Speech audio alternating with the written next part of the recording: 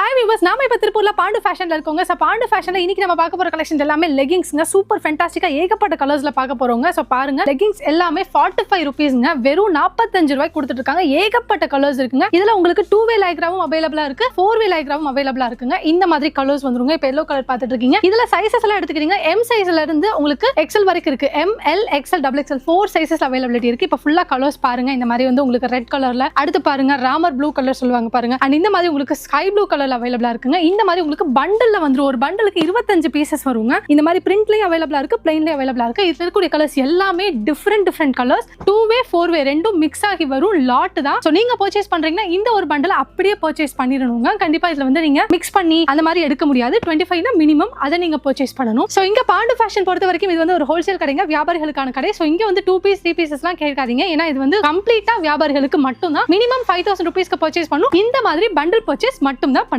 Thank you.